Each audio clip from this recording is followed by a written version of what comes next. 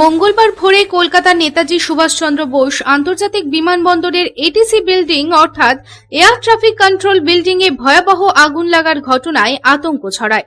ঘটনা প্রসঙ্গে জানা যায়, এদিন ভোর 4টা নাগাদ এটিসি বিল্ডিং এর 3 তলায় আগুন ও ধোঁয়া দেখতে পান কর্মীরা এবং মুহূর্তের মধ্যে আগুন পুরো ভবনের একটি অংশকে গ্রাস করে ফেলে এবং তৎক্ষণাৎ কর্তব্যরত কর্মীরা দমকলে খবর দেয়। খবর পেয়ে দ্রুত ঘটনাস্থলে পৌঁছায় 3টি দমকলের ইঞ্জিন এবং আগুন নিয়ন্ত্রণে আনার চেষ্টা করে।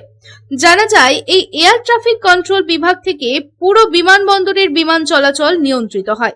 এটিসি বিল্ডিং এর 8 তলা থেকে বিমান চলাচল নিয়ন্ত্রিত হয়, অর্থাৎ রানওয়েতে বিমান ওঠানামা থেকে শুরু করে গন্তব্যে বিমানের অবতরণ সঠিক নির্দেশিকা এবং উচ্চতা ব্যবস্থাপনা পর্যন্ত এই গুরুত্বপূর্ণ কাজগুলি এই টাওয়ারের আধিকারিকেরাই সম্পন্ন করেন।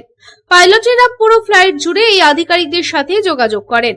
তবে হঠাৎ করে আগুন লাগার কারণ হিসেবে প্রাথমিক ধারণা করা হচ্ছে যে স্বাধীনতা দিবস উপলক্ষে এই ভবনটি সাজানোর জন্য যে ফেয়ারি লাইট বা টুনি লাইট লাগানো হয়েছিল সেই থেকেই শর্ট সার্কিট হয় এবং তার কারণেই আগুন লাগে। তবে সঠিক সময়ে দমকলের পক্ষ থেকে আগুন নেভানোর কারণে সেভাবে কোনো ক্ষয়ক্ষতি ঘটেনি। তবে অগ্নিকাণ্ডের কারণ খুঁজতে দমকলের পাশাপাশি বিমানবন্দর কর্তৃপক্ষ আলাদা করে তদন্ত শুরু করেছেন। Bureau report, public Times.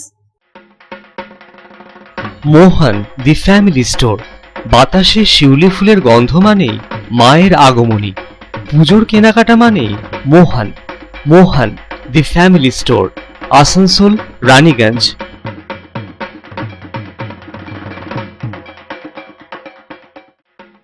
Durga Puja हो या दीपावली या हो कोई भी उत्सव, कपड़ों की खरीदारी के लिए आपकी पहली पसंद मोहन दी फैमिली स्टोर।